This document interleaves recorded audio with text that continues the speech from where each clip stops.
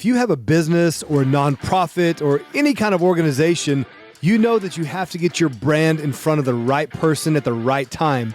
And the company to help you do that is Robyn Promotions.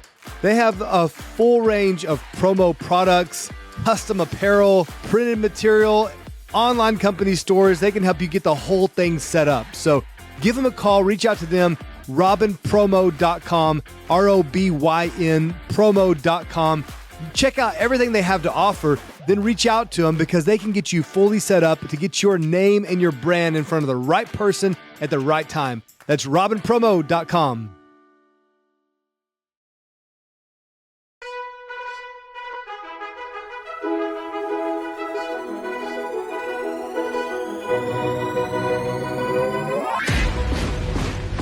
This is the Jake for the State podcast, and this is the call for every red-blooded, God-fearing, liberty-loving patriot to prepare yourself, take your position, stand your ground, and advance the cause of freedom. Let's go.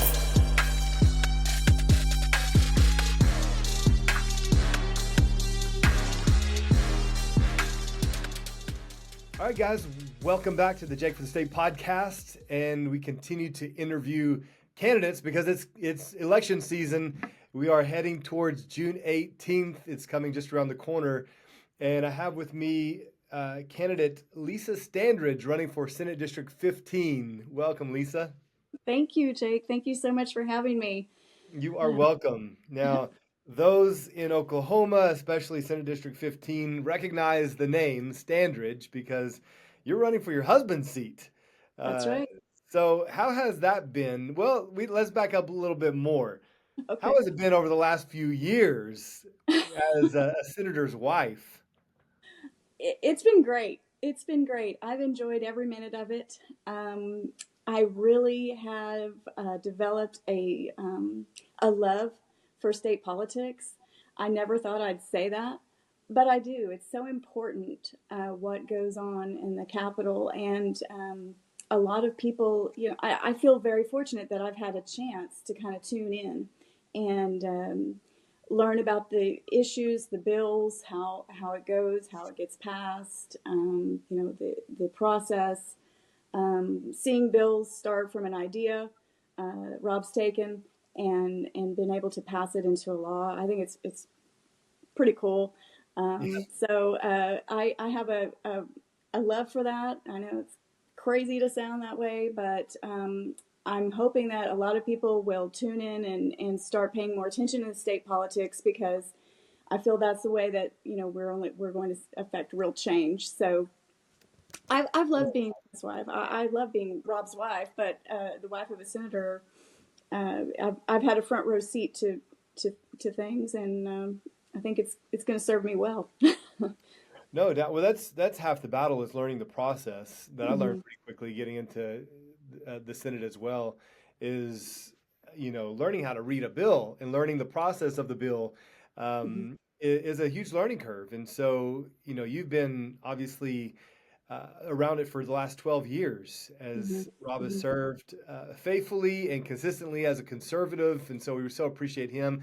I had a chance, obviously, to serve with him for a bit and learned so much from him. He was a great mentor and guide for me through the process to help navigate those waters. And so I think that does help give you an advantage coming into a race with that learning curve already kind of settled.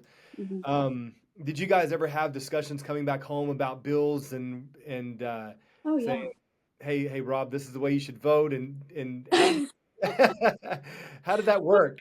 I would ask him, why did this turn out this way? I thought that was a sure thing. What happened? Just there are things that, of course, that happen that change the outcome of things. But I never, absolutely, I would tell him my opinion on. Oh well, that's sounds crazy, that'll never pass. And but then he would explain the other side of that to me, and definitely would change my mind. So there's so many I like to say that I've had a 12-year ticket to the Rhino show. I've been ringside, and I've seen unfortunately new senators come in and they're groomed and they're charmed and they learn to kiss the ring, and it's unfortunate that they have to play that game in order just to be relevant, and it is a complete disservice to the people of Oklahoma. So there's a game up there, and I'm well aware of it. And a little background on yourself as a pharmacist. You and Rob Mhm. both um, have been a pharmacist for a while and have your own business there. And so, uh, has that given you any perspective? I'm sure it has, on the medical side of things. And Oh we're yes. on the back end of COVID, Hmm. and looking at policies that were put forth that would protect medical freedom and all of those issues surrounding the pharmaceutical world. Tell me about that from your perspective as a pharmacist. Well, just seeing, I think COVID was a great eye opener. And, when I first was a pharmacist, it was, oh, I need this pill. This is going to help me. People had a lot of faith in medicine. And after COVID, I've seen that change. And I kind of saw the change coming a little bit. People not so interested in taking their medicines, definitely vaccines. I've during the COVID debacle, Yeah. there were a lot of people that came in. They had been shut up in their house, Jake, for a year. They were elderly. They couldn't get on the website to get their vaccine. They were at their wits' end. People were driving to the panhandle to get the vaccine. And then I had people that were like, I don't want it. I want the ivermectin.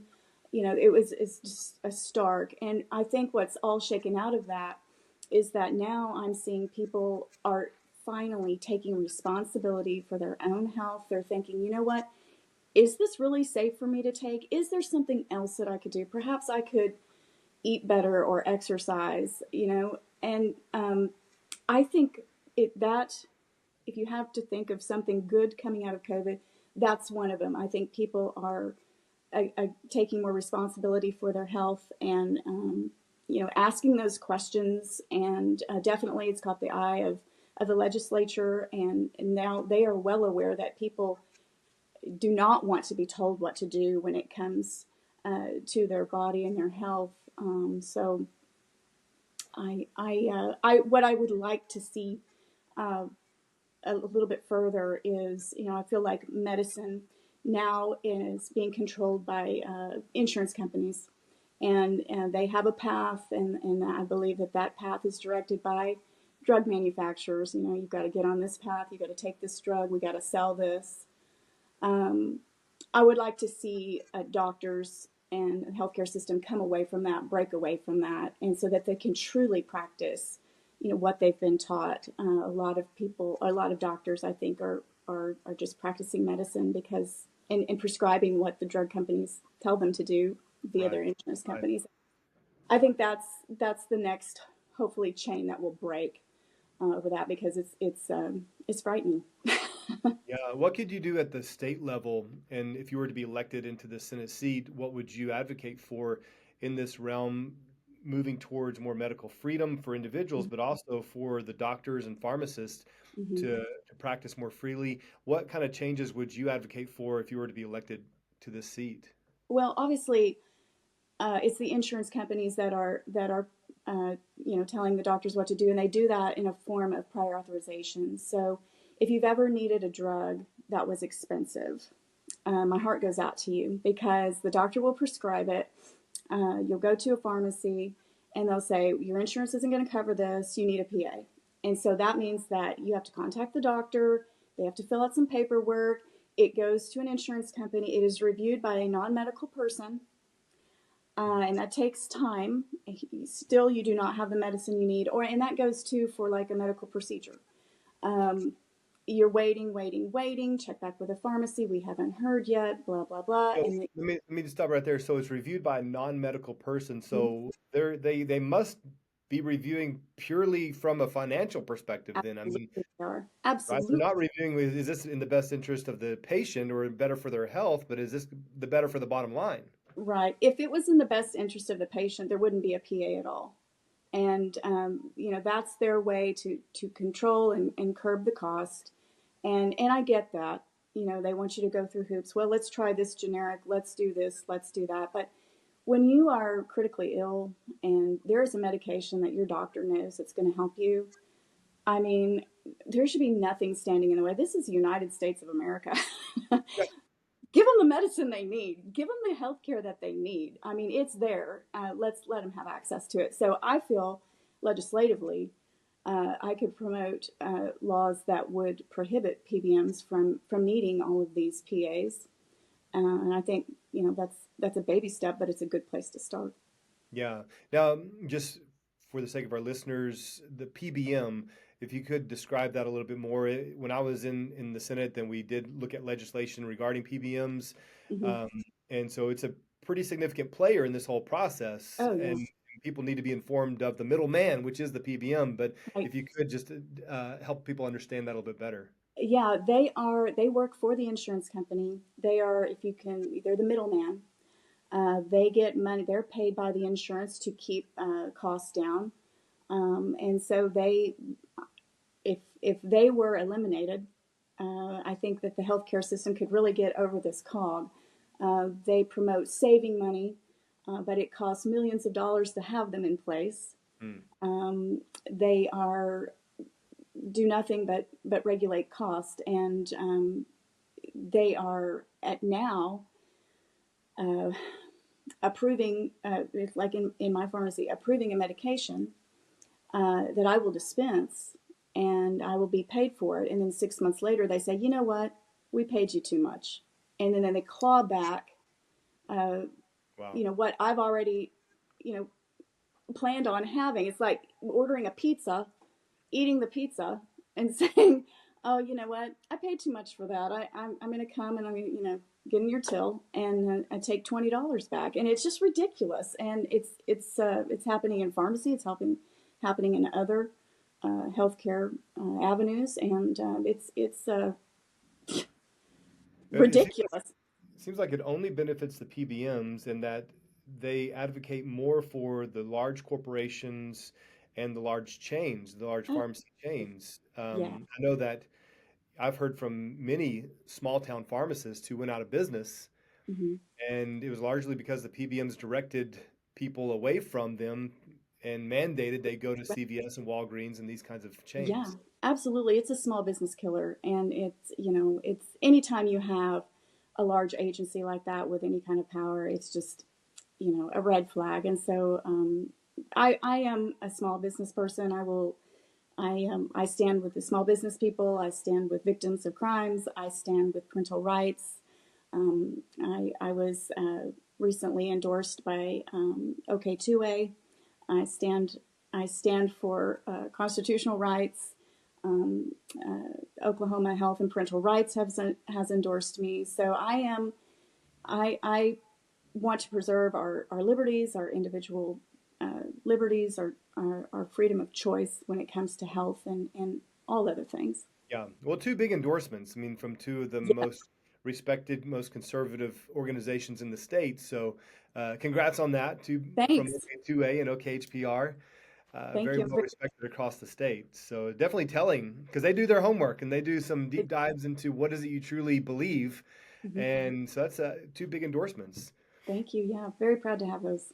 That was, you mentioned some of the other things that are priorities for you. And, it seems that everyone coming into office has a lane, has a specialty, and having the background as a pharmacist and as a small business owner, I could see those being a couple of lanes in small business and also in the medical side, the pharmacy side. But some of these other areas, where do you lean towards? Where are your areas of passion? Well, I'm a mom and I have three school age children. And so I'm always, you know, my children come first, and their education is what is going to allow them to be self sufficient when I'm gone. So their education is extremely important to me. And so I, you know, extrapolate that to the children of Oklahoma. We have got to get it right. We have got to get it right. And there is, in my opinion, a lot of noise in schools that is keeping kids from actually learning. And I feel like the schools are creating more problems than what there are. And I just, to illustrate that, I met a very nice gentleman on the doorstep, and I always ask people when I'm there, what's one issue that you keep top of mind, politically. And he said, well, let me show you something. And so he walked me to his garage and opened his garage door, and inside was a beautiful red sporty car.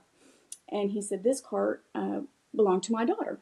And I said, oh, it's very nice, And he said, she's no longer with us. And I said, oh, I'm sorry to hear that. And he said, let me tell you why. And he said, when she entered high school, she was given a survey, and it asked questions like, do I feel anxious?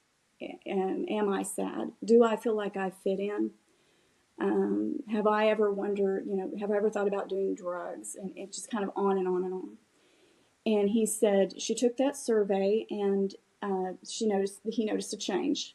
And anyway, she transgendered, and then eventually took her own life. And he pinpoints that survey Wow. with starting her down that road. And I cannot think of any good reason why that survey is presented to children who don't, she was a normal child. There was no reason for her to have that survey. And he said, you have to, as a parent, opt out of that, which you don't even know that they're doing it. Yeah.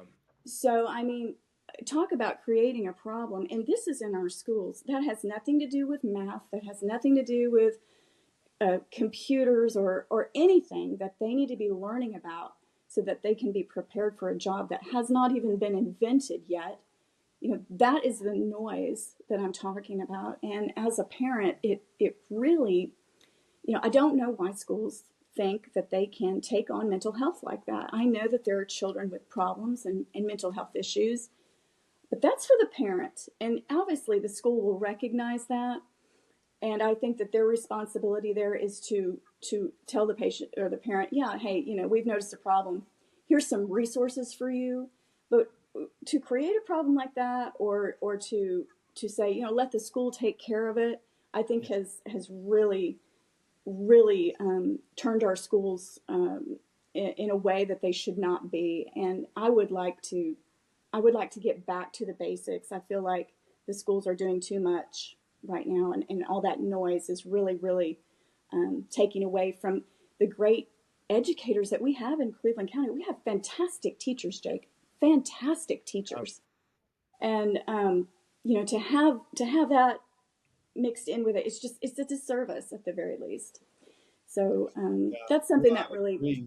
And these wraparound services, this idea of reaching the whole child, just tends to strip parents of their rights, and it definitely gets our educators out of the education lane into the therapy lane. yes. And And they're not therapists; they're teachers. They're not exactly, therapists. and I understand, I can sympathize with their dilemma of having to educate kids that are dysfunctional and have undergone trauma and are going through a lot of life stuff, but that's not for them to handle. I would agree with that completely. And I think the people Yeah. of Oklahoma would like to see educators focus on educating and get Yes. out of this lane of being a therapist and counselor as well. Yes, and I think educators are all for it. How can you teach a class and be expected to, get these kids on the same level and progress when you're constantly being, having to deal with mental issues? If the child can't participate in the class, they need to have another option. Yeah. And it's a disservice. How do, So how do you that's feel something that about how do you feel about chaplains in public schools? I know that was a topic of debate here in this last legislative session, and I expect it'll probably be brought up again next year as well. And so the idea of bringing chaplains in as counselors, of course, kids would not be mandated to go see them. They could choose to go see them if they need someone. Of course, the concern is, does this open it up for a Satanist chaplain Yeah, or a Muslim absolutely. or, chaplains of other religions. And so, Right. just curious, where do you stand on that position? Uh, again, I feel like it's the parents' job to feed their children and emotionally and take them to church, their church. Let's let school be school. I understand and I feel like their heart is in the right place when you want to bring a chaplain into school, but let's just not. School should be a place for education. Let's focus on math. Let's focus on reading. Let's focus on that. Um, let's go home and study the things that my family wants me to learn, my values, my morals. Let's learn that at home. Right. Let's practice those at school, of course, but let's learn those at home. No teacher, no chaplain is going to instruct a child. It's not going to stick with them as much if it doesn't come from their parents. And a lot of all of this is based on the parents becoming more involved with their child. And sometimes, I think a lot of parents just say, well, I have a child, they're going to preschool, and then they're in school, and, the schools can do that. The schools can teach them. No, I think the school has to set some true boundaries and say, we're not teaching that. We're not going there. That's your job. And let those parents parent in that way. So, it sounds a little harsh to say that, no, I don't think chaplains should be in school, but we've got to reserve school for what it is. We've got to educate those kids and truly, maybe if religion, if you wanted, God to be a part of their day, perhaps you should send them to a religious school, and you can do that now as far as school choice here in Oklahoma. So um, sounds kind of harsh, but there's other options for you there. Yeah, exactly. And I honestly go back and forth on that one as well, just because the day we live in is different. Yes. And what kind of influences do you want our children being exposed to? I mean, even in the Christian church, there are good chaplains and bad chaplains, and people Mm-hmm. with good motives and bad motives. And Mm-hmm. so, a lot of things to consider there. So I think that's a lot of people lean and agree with what you say, I believe. What are you hearing at the doorstep as you're going around meeting the people in the district? What are they saying? What's the concerns for them? Well, the number one concern that I see is the illegal immigration. I mean, Yeah. we're in Oklahoma. We're straight up I-35. They're that's a concern, and it's a good one. Oklahoma did a few things this legislative session that I think was very weak sauce. And if we don't get tough, we need to be so tough that if somebody crosses that border, they need to take a hard right or a hard left, and they need to know that they are not welcome here because they're not. I don't wake up in the morning to pay my taxes to see it squandered on somebody who comes in this country illegally. I that's not my purpose as a taxpayer, and so I've got some ideas to do that. Another thing that people are that I'm hearing at the doorstep is that they're frustrated with the federal government. I say, what's top of mind is state politics, and a lot of them say, our federal government is, they feel helpless. They feel like, there's nothing they can do. They can vote. What can they do to affect change there? And I always tell them, look, you've got to be involved in your state politics. Let's keep our state strong. Let's focus there. There's a lot of things that you can do to get behind a good conservative candidate that's going to go to the Capitol and lock arms with the other conservatives up there and be a steadfast fortress against what's coming down federally. Oklahoma has to have that. We're a red state. And if you send somebody up there that's kind of moderate and kind of wishy-washy on your litmus test areas, we're not going to get anything done. We have got to get conservatives up there. They've got to really be that force that stands alone and Yeah. keeps the state great. And so that looks like vetting your candidates, having some questions, watching them at the beginning of their race. Do they waffle on the issues? Their mailers. Anybody can say, "Oh, I back the blue." Okay, well, here in Norman, did you sign the petition to truly back the blue? What did you do to that end? Um, that's a litmus test question for me. I signed the petition. I went out and I got other signatures for the petition. I involved my family in doing that. Having no police, defunding the police here in Norman was just, I just could not believe that had happened in Norman, Oklahoma. I just couldn't believe it. So it went all over me. So I was very passionate about, removing those that thought that was a good idea. And so those kinds of questions, actions, getting behind that candidate, finding them, helping them, just telling your neighbors, telling your friends, hey, look, this is the person that, we need. They're going to stand strong. I've seen the background. I've been researching, I've been to the forums. I've asked them questions online. I've called them. I've talked to them. They've knocked my door. Getting behind a good candidate, I feel, is the best thing that someone can do to change the government and make you feel better about what's happening federally, because at least you still have that wall there. Yeah, yeah. Stand Well, against. I know that this is a stacked race with you and five others running on the Mhm. Republican ticket, Yes. and you guys recently had a forum. How did that go? What issues were discussed, and what separates you from the pack?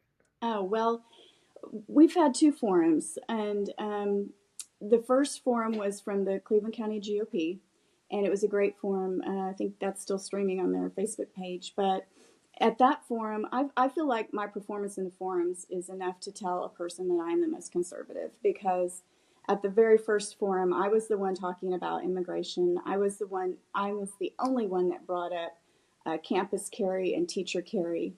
Um, it's very night and day for me. Of course, I'm a little biased, but I was the only one talking about that. Um, and those were great questions. The foundation, we had one at the Noble Public School Foundation.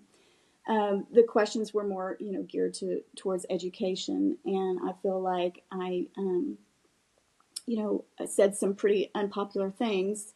I was asked about the public libraries, if I felt the libraries were doing their jobs, and what if I would change about a library. And so I mentioned that having a drag queen come into the library and read to children is the absolute last thing that I want to see in a library. Anything that is funded with my taxpayer dollars, that there's no place for that. And so I don't think I made many friends with that comment. That definitely, I don't think any state money should go to any kind of library that's going to Yeah, have that activity there. I mean, it's surprising it was not well received at this Republican forum.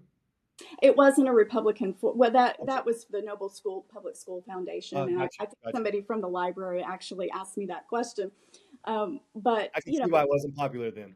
yeah, yeah, was not a popular answer, but it's the truth, and that's how I feel. And that's again, I feel like with my answers on those forums, I am the most conservative one that's running. I just am. I have I can talk to anybody. I can hear anybody's point of view. I know there's two sides to one story, but at the end of the day, I'm I feel like the taxpayer, the small business person, the victim. They're always going to find a friend in me, and I love Oklahoma. I was born in Norman. I was raised in Noble. I moved all the way to Norman. I have lived in this area my entire life, and you know I'm not going anywhere. And I don't want anything bad to happen to this area. I want to see it prosper, because this area, Cleveland County, has some of the best people I've ever met, and it's my home. So I am going to be the watchdog that is not going to let anything slip by. So, Yeah. uh, Well, on the area of taxes, I know that it was brought up. It was a kind of a focal point for this session, and we did get the grocery tax repealed, the state portion. there was a push in the House to have a reduction in state income tax. It didn't clear the Senate. Right. What's your position on taxation? What would you like to see done in the state? Oh, well, I think we should be on a path to zero income tax, Jake. I mean, the grocery tax was just a gift to cities. It's a joke. There's just absolutely nothing good about it. And I feel like I'm pretty sure the moratorium for the cities not being able to touch that tax for a year, I think that's already been signed away. So I mean, that was a let them eat cake kind of tax, and I don't feel appreciated as a taxpayer for that. I just really don't. Um, that's where we need that conservative place in the Senate. I Yeah. think that that's very telling um, uh, of where our Senate is right now. It's full of And rhinos. Rhinos, yeah, so I rhinos. have to so I have to ask this question in another district with a Senate forum. It was actually out in Dom's district where he's terming out and has Yes. three candidates running for his. A question that they asked there was concerning Senate leadership with the new pro tem. Hmm. And we saw pro tem Greg Treat. He refused to touch the issue of tax reduction. He didn't want to Hmm. go any further. And so Hmm. we know that if the leadership decides to do something or not to do something, either it will or will not be done. Right. And that's the reason that we didn't get to even hear any more discussion on tax reduction here in the state. So Hmm. obviously, Senate leadership is critical. And we Absolutely. have this big vote for pro tem of the Senate. And Hmm. McCourtney is the pro tem elect. Is this a vote? Is this something you'd be comfortable talking about? Is this a vote that you would support for McCourtney, or would you? I know that Bullard is also on the ticket. Hmm. Um, People are wondering what's our Senate leadership going to look like because that will directly impact our taxes in the future and whether or not we get to see a tax reduction or even a vote on tax reduction. So, Right. where do you stand on Senate leadership? The leader of the Senate has to have the people of Oklahoma first and foremost. And I feel that David Bullard is that person. Um, you know, I've been around for 12 years. I've seen it. You don't kiss the ring, your bills don't get heard. You've got a total population of people that are now not even heard at the state capitol because of ego. And that is a disservice. And that is what really, really just it upsets me. I don't want to, Right, it's yeah. upset. And I agree. I actually know a former senator that had this happen to him. mhm. Now he hosts a podcast, interviews candidates, and but got his bill shut down. That's me, of course, Mhm. I'm talking about. And I saw Yeah. it firsthand. I Yes. did not kiss the ring. I did not toe the Mhm. party line, so I had Mhm. no Good for you. bills hurt. Yeah, Good for I you. walked away sleeping well at night with clean hands, and I was Yes. good with it. But that's the case, though. You are expected to toe the party line, Hmm. uh, to bow down to leadership, and if you don't, then unfortunately your district is left out. That's right. And again, I've been there 12 years. It wasn't always that way, Jake. It wasn't always that way. There have been some great pro tems, and they've been very fair, and they would not alienate fellow senators just because of ego. And I feel like David Bullard would never do that. I know him. He's a very fair individual, and he does have Oklahoma's best interests at mind. Now, McCourtney has, I think he's just kind of a copy and paste of the same that we've had. So, and seeing what I've seen, I feel like if other people, the working people that, get up, go to work, come home, they're successful, if they really truly knew that what it comes down to in the Senate, I think Oklahoma would be just so super conservative because they would never stand and allow that to happen. And why there's no accountability in that is also mind-boggling. So I Oklahoma has been held back by that leadership Yeah. immensely, and quite frankly, I'm glad it's gone. Well, honestly, I believe that the majority of Oklahoma is still conservative, and that Hmm. many districts do not have proper representation representing the conservatives and the majority in the district because they've been uh, they've been deceived, and largely by consultants who are controlling campaigns, who are presenting these people as conservatives when they are not, getting tons of money behind them to get them into office. And now we have someone in office that doesn't really represent the people, but they got in through, political manipulation in the campaign Yeah. process. And it makes you wonder, why would they put so much money behind somebody? And it's because they can control them. Now they can control them. Oh, you're our pick. I would be very leery of that Yeah. because, So how uh, can people be confident that you're not controlled and that you're not one of those? well, I by my endorsements, number one, those are endorsements that promote civil personal liberties. Um, I don't receive, not received any kind of money from big corporations, uh, anything like that. I'm running for the people. Um, I have seen what goes on up there. New senators are wined and dined, the campaign debt forgiven, they're given PAC money, while other senators are completely blackballed, and they find opponents for them.